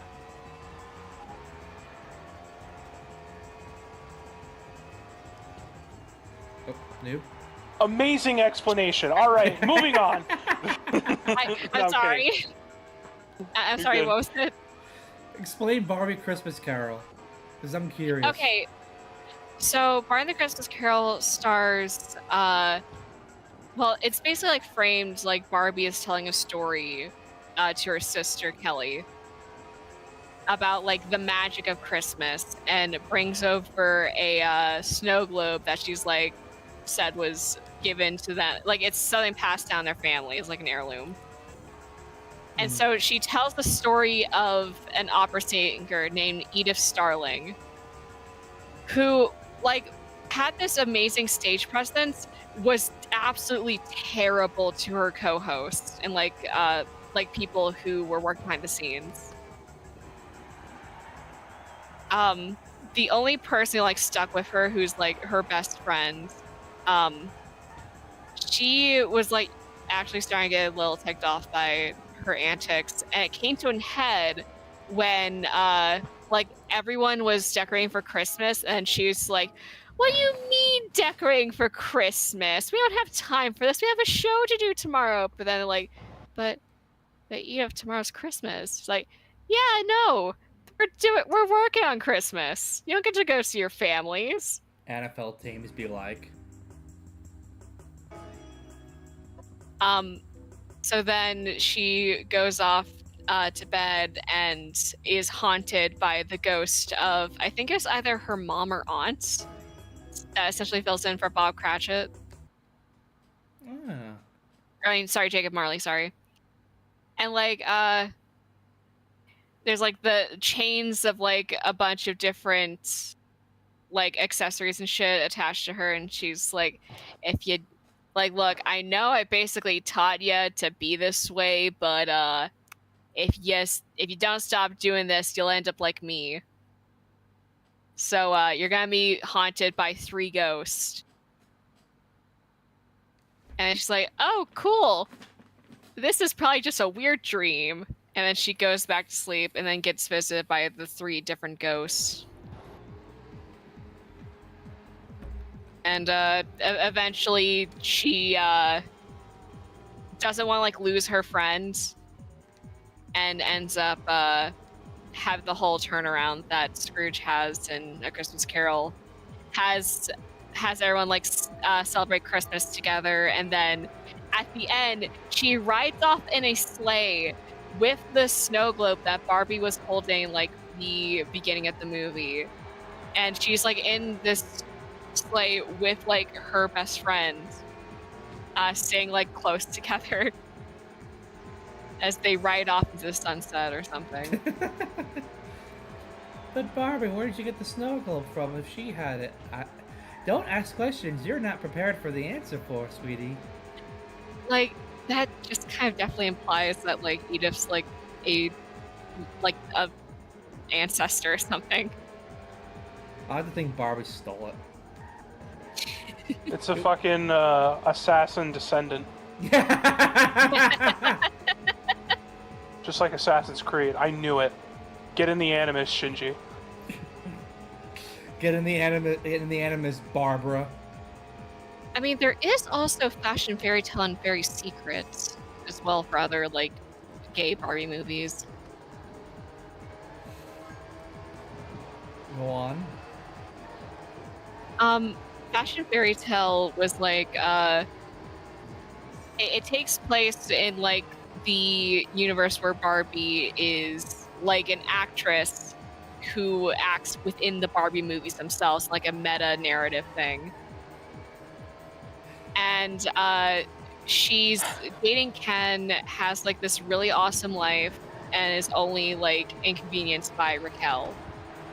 And also her, like the director of the film that she was working on being an absolute asshole.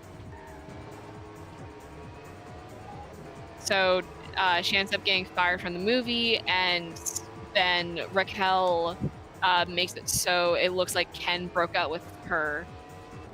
So then Barbie fucks off to France to help her aunt in like her failing fashion business. Alrighty, this Because, is getting very gay. That's of course like the logical next step, and she brings nothing but like I think her moped and her poodle. No Or money, I think it might be no the clothes. Moped poodle, like the French assistant there. No money, no money, no clothes. Just a moped and a dog. So she gets like the fashion boutique, and it is struggling because there is a rival boutique on the other side that has like the most garish fashion, but it's like makes a statement, I guess. And provocative. It gets the people going. yeah, and then like the assistant over at Millicent's boutique, whose name I forget. Let me look it up because it's gonna like tear up my brain. But she like introduces herself to Barbie and says that if the boutique shuts down, then she'll have no choice but to go and work at the hot dogateria. And the hot dogateria guy in a hot dog suit is just standing outside the boutique, leering at her like, come on, don't you want to get hired by me? Don't you want to work at the hot dogateria? You'll have nowhere else to go. Become a wagey Barbara. Working class Barbara. Which does sound, actually, no, that does sound like a Barbie figure. Working class Barbie. Shh. I almost lost the ring. So then they go to the attic. Okay, so the girl stays out. Barbie and Alice go into the attic to find some stuff. And they see a giant pink sparkly wardrobe. And there's a lock on it. But Barbie figures it out because she directly references, like, whenever she, quote, acted in Barbie and the Three Musketeers.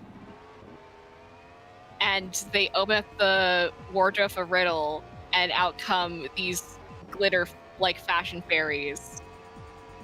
They're like, yo, what up? We can help you with, like, your dying fashion business. I'm like, wait, you can?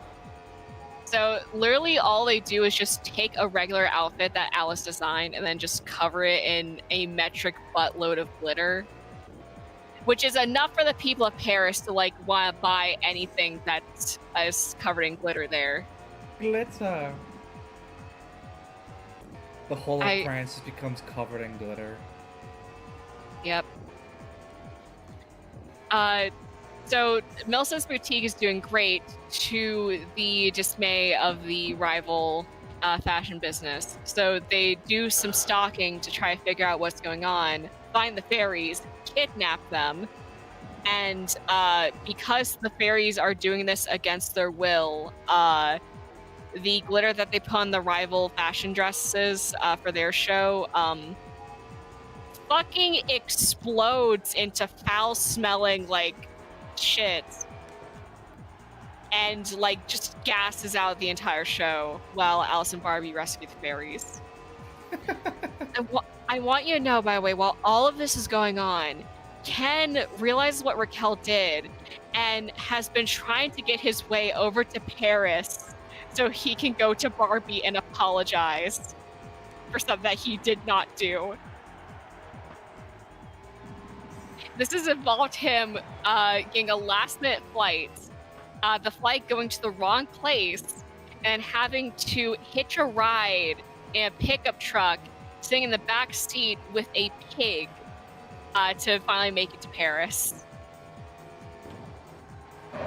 Couldn't he just like moved on? Like, I'm sure that he could have just started bonking one of the GI Joe members, like Barbie was. GI Joe don't discriminate.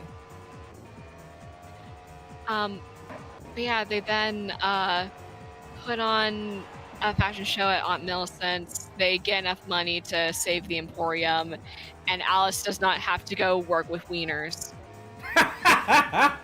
The whole plot of the movie is woman tries to avoid settling with wiener.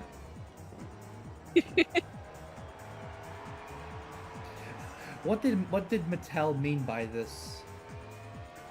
So then there is the sequel movie, technically, to Fashion Fairy Tale, which is Fairy Secrets, which continues along with the universe where Barbie is the actress and like her stuff, and she has like her two assistants with her that seem to always have like a sort of magic with her clothes and can just mend anything really quickly. But, you know, let's just move beyond that. So, you know, the gang's all sitting at, like, their local restaurant, having a good time. And then Ken gets kidnapped by fairies. The gang's all here.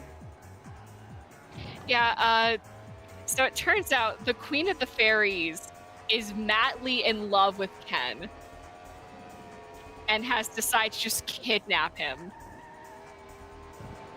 And the two assistants turns out to also be fairies, specifically fashion fairies.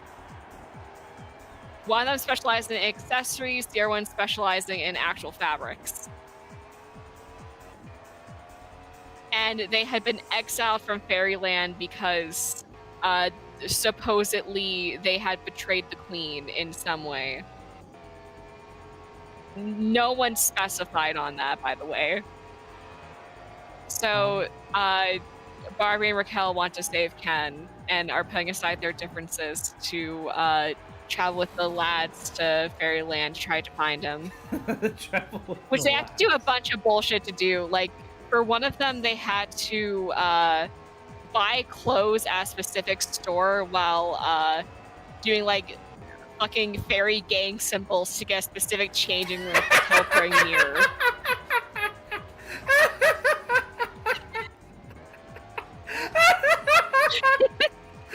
I'm not joking, by the way. You're not joking? Is that what you said? Yeah, I'm not joking. They actually had to, like, do, like, they, like, twiddled their fingers in, like, a specific way, and, like, glitter came out, and they're like, alright, right this way, man. What? So yeah, they get teleported to the top of the Eiffel Tower. It turns out the big fashion expert that was at the fashion show in the previous movie, she is a fairy. So they go to see her, and she's like, hey, do you remember what color the queen's eyes were when you saw her? And they're like, oh, they were purple. And she's like, that's it. She's affected by a love potion because her eyes were blue and the love potion adds some red to it. So color theory. So yeah, someone drugged the queen. All right, I'll be back in 1 second. Continue explaining, please. All right. So then they find out they have like a time limit for whenever the potion will fully take effect, and considering the queen wants to marry Ken, by fairy law, he would also have to become a fairy for that and stay stuck in Fairyland forever. Which he doesn't want that. He doesn't want to have like fairy wings and shit. So the gang has to try to save Ken before he gets fucking yoinked by the queen. So they go through the person's like private mirror into the fairy dimension, where more questions get raised because not only are there fairies that like there's fairies as in people with fairy wings, there's also like fairy pets, fairy horses. Fucking son saying you're telling me Ken doesn't want to become the cuntiest drag queen in fairy worlds. Which I mean, like, I think he'd have like a different career path in mind.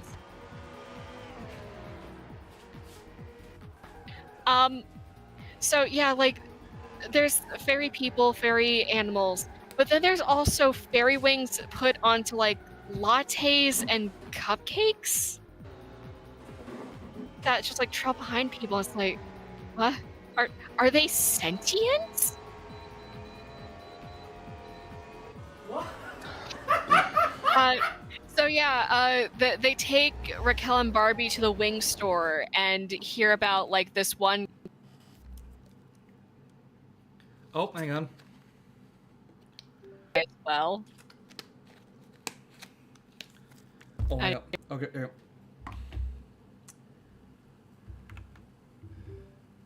Going to keep going. Oh yeah, repeat that again, please. Oh. They end up going to like the wing stores. That way, Barbie and Raquel can get wings to blend in.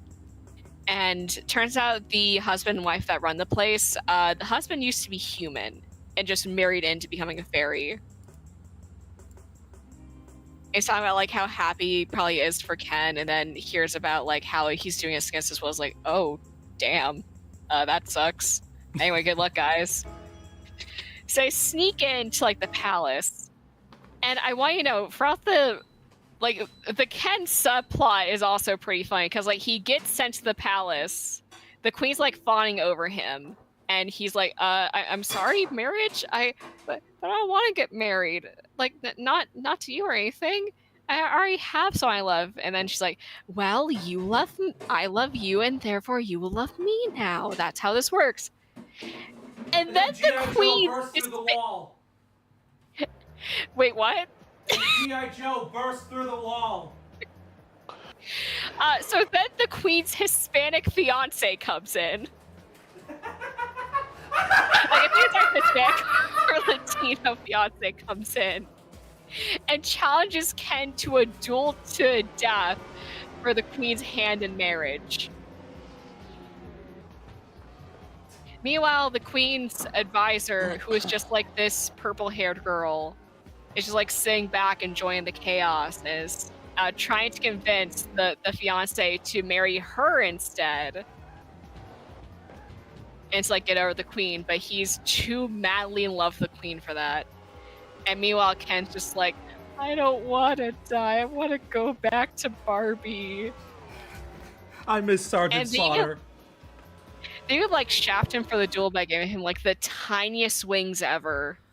Like, wings so tiny that even Snowflake from MLP would laugh.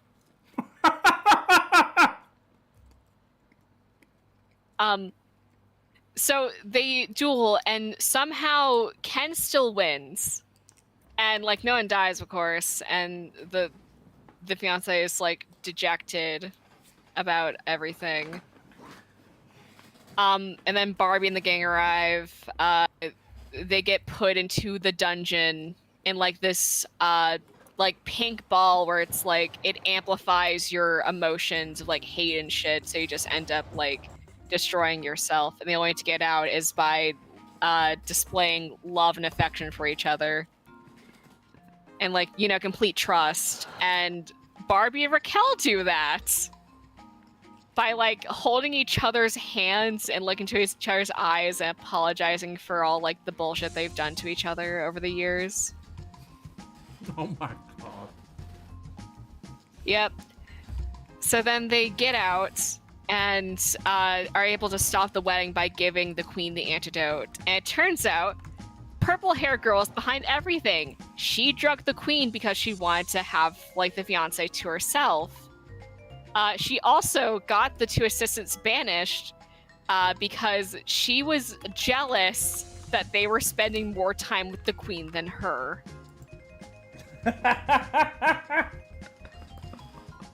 So the wedding's off. The queen ends up marrying the actual fiance. Everyone gets to attend the wedding, and then it's implied that Barbie, Raquel, and Ken will all get their memories wiped at this incident because they need to protect the secret of fairy worlds. Jorgen von Strangle. I'm picturing Jorgen von Strangle doing that himself. Yeah. Fairly Odd Parents. So yeah, they had to get rid of the memory of Barbie and Raquel's Yuri moments.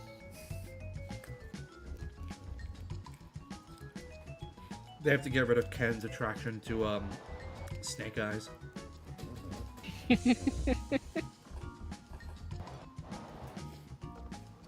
They had to get rid of Ken's memory of earring magic Ken. Yeah. Excellent. Yeah. That's bullshit. On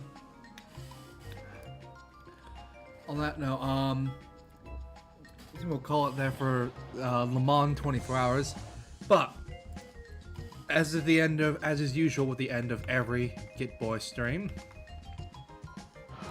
it's time to do. Let's see where Le Mans 24 hours goes on the Gaming in the Bush Obama Years Game Rankings tier list. So for those who don't know, at the end of every stream, we end up we take whatever game we play or games we played that week, and then we add it to the tier list. So at the very top of the tier list, we have my favorite game of all time, Metroid Prime, and then we have Portal 2 in its own special tier. Last week's game, Brutal Legend, which Toby played, goes under a lot of fun. So, Noob, as a motorsports outsider, where would you rate Le Mans 24 Hours for the PS2? Honestly, from what I saw from it, it just seems like a lot of solid fun. Yeah, it's all right. Like for an early PS2 game, it was ambitious. It tried to offer something that essentially Gran Turismo wouldn't be able to offer properly until the PS3 era. Gran Turismo 4 did have Gran Turismo 1, 2, 3 did have endurance races, and Gran Turismo 4 did have the 24 Hours of Le Mans, but that game did not have a day-night cycle, nor did it support any more than like 6 cars per race. And like Le Mans itself in the game had like 24 cars, which is not as much as the 50 plus cars you get at the real life race, but it's like neither here nor there. It's like that's just technical limitations for the PS2. But yeah, personally, I actually would rank it as it's fun. It's something different compared to how many racing games there were just for the PS2 alone. And there weren't that many games at the time trying to do something like this on this scale. It was yeah, it's just a very solid game. So it joins the rankings of Force Unleashed, Tron 2.0, Dynasty Warriors Gundam 3, Scarface The World Is Yours for the PS2, SpongeBob SquarePants from the Krusty Krab for the GameCube, Tron 2.0 being the PC version, same with Force Unleashed, From Russia With Love for the PS2. We cover so many PS2 games on this channel. Like, Because this PlayStation 2 it has like some really great games from the time period. Mm-hmm. And it's got by far the largest library. I think it's like 4,000 games. Mm-hmm. Yeah. It's definitely better than what's the worst racing game we've covered? Oh yeah, IGPX, which is not good, and Shrek Smash and Crash, which is You know, aside from the games that also did not want to work in their own tier. which is a shame because Initial D Arcade Stage 8 is so good. Same with the Wanga Midnight Maximum Tune series. Those games are so fun. But that is a stream that will never see the light of day again. Unless I put it in a highlight video. I think this is the perfect tier for it because I didn't enjoy as much as Gran Turismo 4 and NASCAR Racing 03. But yeah, it's just for what it tries to do, it does a good job at for the time. But yeah, in the meantime, if you enjoyed today's if you enjoyed today's stream, feel free to leave a like. And then if you want to see more from us, we stream 3 days a week. Every Monday is the Monday stream where pretty much anything goes. Tune into next week's Monday stream where we'll be doing a full 2.4 hours of Le Mans in Assetto Corsa where I will be driving the Paynos LMP1 Roadster S in a custom livery and recreating the 2024 hours of Le Mans. The objective is, we're not going to be able to fulfill this objective, but it's can we stop, potentially hold off Audi's sheer rise to dominance. But yeah, if you want to see us play a certain game on the channel, feel free to comment a game. We take game suggestions as well. But if you want to check out that stream, feel free to subscribe. And then on top of that, if you want to see past stream episodes of this series, feel free to actually, check out the actual channel itself. And ring-a-ding-ding that bell for notifications, so you don't miss out on a single upcoming stream in the future. In the meantime, I'm your host, Nat. I'm here today with Noob. Hello?